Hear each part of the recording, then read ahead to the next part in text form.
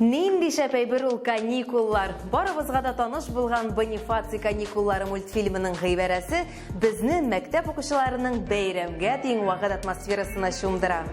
Бу кыска гына яллар безнең белем дөньясына башка күзлектән карау мөмкинлеге бирә. Исәнмесез, бүгенге тапшыруыбызда. Бассейнда дәрес, атнага 3 физкультура дәресе балаларны гиподинамиядан ничек коткара? Парашюттан сикерүче гаилә янына чәчәк бәйләмнәре белән кадетлар килгән нинди ният белән? Каникулларны мәктәптә уздыру балалар укытучылар күзәтү астында ничек ял итә?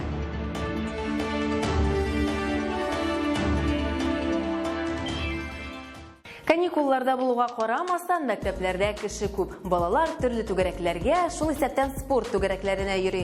Татарстанда спорт объектлары тиешле инфраструктуралы яңа мәктәпләр саны балаларны спорт секцияләренә җәлеп итәргә мөмкинлек бирә. Россия мәктәпләрендә инде берничә ел элек 3нче өстәмә физкультура дәресе кертелде. Бу юкка гына түгел, башлангыч мәктәптә һәр 3нче укучының хәрәкәт активлыгы бик аз икән. Өлкән сыйныф укучылары арасында бу статистика тагын да начаррак. Балаларның 80% аз хәрәкәтле тормыш рәвеше алып бара. 3нче дәрес кертелү белән вазгыять үзгәрде. Өстәвенә мөмкинлек булган мәктәпләрдә йөзү дәресләре өстәлде. Физик сәламәтлекне ныгытудан тыш балалар йөзәргә дә өйрәнә. Балалар спорты темасы әлеге проектны җитәкли торган федераль чиновникларның фикере алышында да төп тема булды. Физкультура дәресләрен нинди үзгәрешләр көтәчәк? Киләсе репортажыбызда.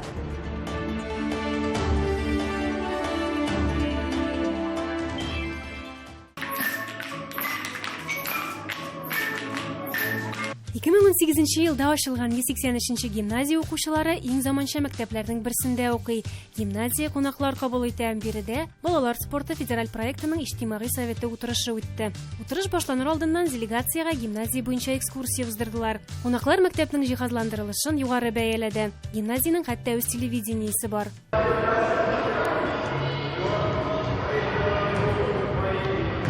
Элек физкультура дәресе дигәч, кыш көне чаңгы, язын көзен волейбол, баскетбол күз алдына килә иде. Замана үзгәрде. Хәзер балалар физкультурада гимнастика белән дә шөгыльләнә, бассейнда да yüзәләр. Гимназиядә 2 бассейн бар. Биредә физик мөмкинлекләре шикле балалар да yüзә ала. Физкультурага 3 дәрес каралган. 2 дәрес спортзалда, берсе бассейнда үтә. Кече бассейнда 1-4 сыйныф укучылары шөгыльләнә, 5-11 сыйныф укучылары зур бассейнда yüзәләр. Yüзү утырышның төп темасы булды. Утырышта балаларны всеобуч по плаванию программа нигезендә yüзү буенча укытуның барышы һәм арадаш нәтиҗәләре турында фикер алыштылар. Проект Татарстан Республикасында 2016 елдан бирле Рөстәм Миңнеханов кушуы буенча тормышка ашырыла. Төп максат укучыларны yüзү буенча нигез күнекмәләргә өйрәтү. Позвольте начать сегодняшнее заседание нашего совета, открытое заседание общественного совета проекта «Детский спорт». Утырышта бөтен Россия Yüзү Федерациясе президенты Олимпия чемпионы Владимир Сальников катнашты. Ни өчен yüзүгә өстенлек бирелүен аңлатырга кирәк түгелдер. Чөнки yüзү рәхәт кенә түгел, озын гомер һәм сәламәтлек тә. Татарстанда төзелгән бассейннарның саны елдан-ел арта баруына мин бик шат. Мәктәпләрдә бассейннар барлыкка килүе куанычлы. Әлбәттә, бу гимназия үрнәк булып хезмәт итә ала. Балалар спорты проекты координаторы Ольга Павлова бүгенге көндә программа 9нчы план буенча үтәлә ди. Татарстан президенты үзенең юллык юлланмасында безгә юнәлеш бирде. Бу елдан башлап барлык спорт федерациялары мәктәпләргә кергә тиеш. Үз методикалары, тренерлары, спорт инвентарьлары белән, иң мөһиме финанслау белән. Бу мәктәп спортын лаеклы дәрәҗәгә күтәрергә, ә безнең балаларыбызга сәламәт булырга ярдәм итте. Статистикага карасак, республикада даими рәвештә спорт белән 1 700 000-гә якын кеше шөгыльләнә. Бу җитди саннар. Һәм Татарстан инфраструктурасы бу санны күпкә арттырырга мөмкинлек бирә. Һәм мондый проектлар әлеге максатны тормышка ашырырга ярдәм итә.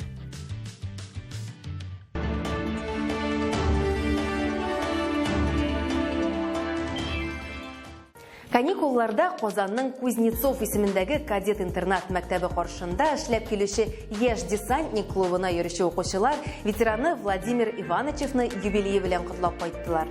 Бер карасаң гади чара кебек ветераны туган көне белән котлау, әмма әлеге шәхес кадетларга чын үрнәк. Владимир һәм аның тормыш иптәше Әлфия Иванычева чын һава каһарманнары.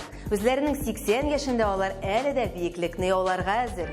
Һава аларны ничек илһамландыра һәм балаларын алар нинди булырга өйрәткән? Әлеге гаилә турында алдагы сюжетыбызда.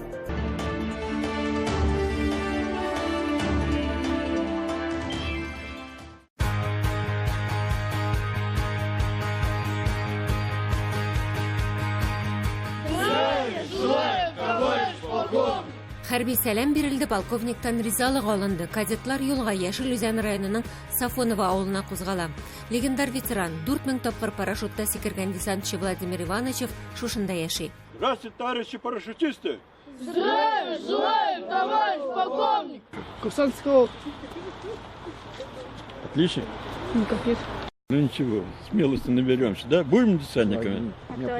Обязательно. Владимир Ивановичевның зур юбилейы, аңа 80 яшь. Казан кадет мәктәбенең яшь десантчы клубына йөрүчеләр котлау сүзләрен җиткерде.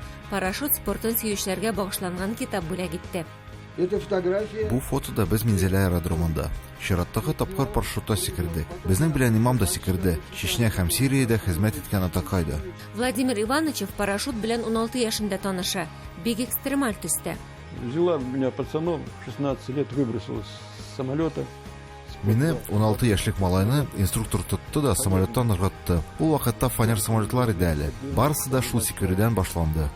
40 елга якын гомере һава десантына һәм инструкторлык хезмәтенә багышланган.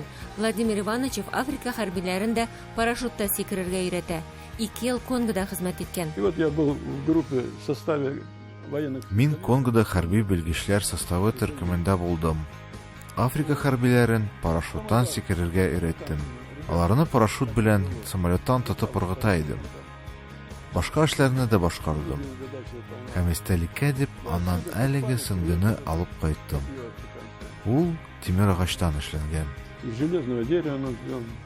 Соңгы тапкыр 60-тан узгач сикергән. Төньяк полиста эшләүчеләргә азык-төлек китерергә булышкан. Парашют ләззәте әле дә ветеранның төшенә керә. Скорость 50 метров в секунду. Тизлек секундына 50 метр. Җил бөтен җирне дерселтә. Хәтта яңакларны да. Һавада бер-берен белән тотанышып кытлау сүзләре әйтәсең дә, таралашасың. Бу рәхәтлектән башка инде яшәү мөмкин түгел. Ветеранның хатынына да парашют җене кагылган. Әлфия Ивановичева 700 тапкыр сикергән. Сам полет в небе – это неописуемо. Күктәге халәтне сүзләр белән генә аңлату мөмкин түгел. Бу бөтен куркуларыңны җиңү, бу бәхет. Күктәге рәхәтлектән онытылып китеп, гомерен куркыныч астына куйган чаклары да була Әлфия апаның. Я так раскинула руки. Уларымны җәеп пешеп төшәм. Кояш, зәңгәр күк, кошлар сайрый. Аска карасам, мин төшәсе урынга кешеләр йөгереп килә. Пыжраны тартырга онытканмын икән, шунда ук тартып җибәрдем. Әлфия апа да быел 80 яшьлеген билгеләп үткән. Әлеге гаиләне зур юбилейлары белән котларга күршеләре дә керде. Легендар десантчы Павел Клитнев та килде. Ивановичевларның 4 улы да хәрби юлдан киткән. Алар да кичкенәдән үк парашют белән дус. Көчле рухлы ир-егетләр тәрбияләп үстергән әлеге бар яшь десантчыларга да ихтыяр ныклыгы теләде. Спасибо, что вы к нам. Безгә килүегезгә, котлавыгызга рәхмәт. Мин сезгә чын десантник булуларыгызны телим. Десант училищесына укырга керүегезне телим. Бездә әйтүләренчә, зәңгәр күкләр һәм йомшак төшүләр сезгә. Сезнең өстә һәрвакыт ак парашютлар ачылсын. А я хочу, ребята, тоже вас поблагодарить. Егетләр, мин дә сезгә рәхмәт әйтергә телим. Һәм сезнең кадет булу теләгегезне хуплыйсым килә. Бу сезнең кыюлыгыгызны, ихтыяр көчегезне һәм күнекмәләрегезне камилләштерү. Сез тормышка әзер булачаксыз. Хәрби тормыш юлын сайламасагыз да. Кыскасы, бары тик алга һәм алга. Я тоже хочу прыгнуть 4000 раз. Минем дә 4000 тапкыр парашютта сикерәсем килә. Шундый теләгем бар. 4000 тапкыр сикерәсем килә инде, но белмим ничектер. Очрашу ветераннар йөрәгенә якын җыр белән тәмамланды.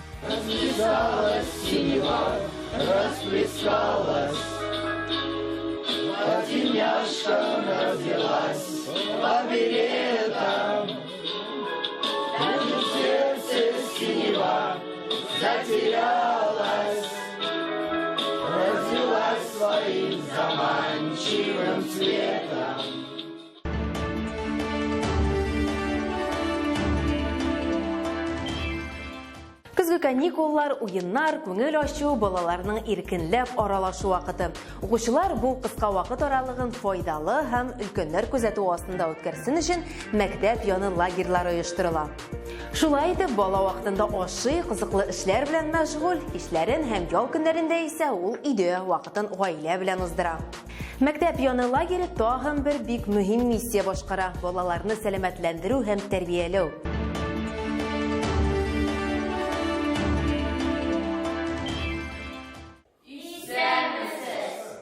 Мәктәбез данлы Арчаның 6 номерлы мәктәбе 3 елын гына эшли әле. Мәктәп федераль проект кысаларында Татарстан президенты катнашында ачылган. 500 балага исәпләнгән мәктәптә бүгенге көндә 635 бала белем ала. Мәктәп заманча таләпләренә ярашлы рәвештә тулысынча җиһазландырылган. Биредә физик мөмкинлекләре чикле балалар да укый. Алар өчен лифт җайлаштырылган. Безнең инде мәктәбебез инде зур урыннарга ия инде, төрле конкурсларда, ярышларда, олимпиадада урыннарыбыз бик күп. Быелгы елны да менә безнең хәзер инде районный олимпиадалар башлана. Монда да инде без Алла бирсә сынатмабыз дип ышандырып каласым килә. Мәктәпкә инде келүче балалар бик күп. Быелгы уку елында инде безнең 1 класска 86 укучы керде. Каникуллар иртәнге 8, ә балалар инде мәктәптә. Көзге каникулларда башлангыч сыйныфлар өчен мәктәп базасында Акчарлак лагере үз эшен башлады. Каникуллар вакытында балалар ел дәврендә җыелган органлыктан арыналар, сәламәтлекләре, көчләрен арттыралар, иҗат белән шөгыльләнәләр. Ялда буш вакытларын файдалы итеп үткәрү өчен мәктәп лагере иң яхшы урын.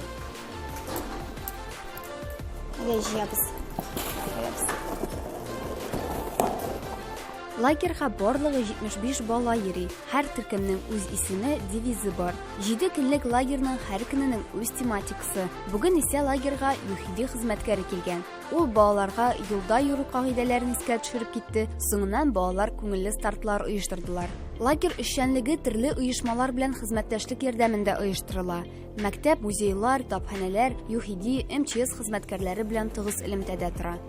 Акчарлак лагере начальнигы Филсина Гизатуллина балалар лагерьга бик теләп йөри, чөнки биредә аларның сәләтләре ачыла. Әлбәттә, безнең төп максат балаларга күбрәк татар телендә аралашу мөмкинлеге тудыру.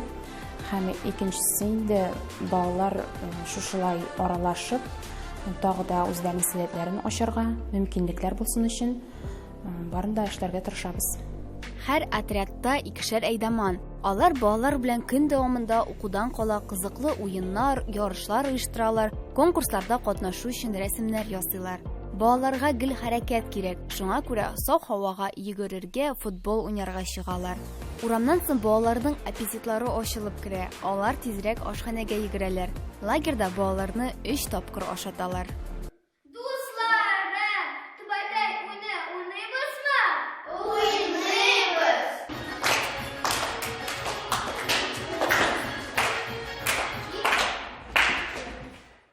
Лагерьда укыту, дәресләр уен формасында үткәрелә. Әйдәманнар балаларга татар халык әкиятләрен укыйлар, милли киемнәр турында сөйлиләр.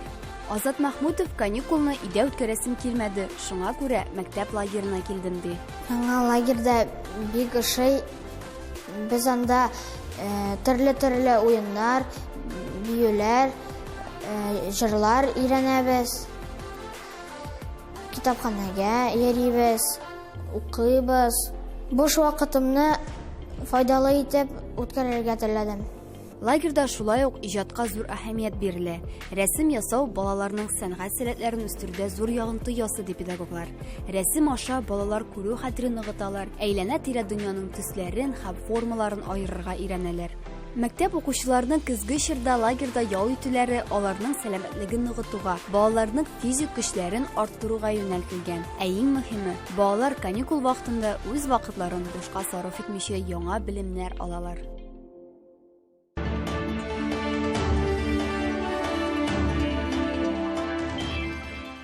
Ура! Бездә каникуллар. Бу мәктәп укучылары өчен генә түгел, аларның әти-әниләре һәм укытучылар өчен дә шатлыклы хәбәрдер мөгаен. Каникулларыгыз файдалы үткәндер дип ышанып калабыз. Сезгә яңа чиректә уңышлар теләп калабыз. Киләсе очрашуларга кадәр.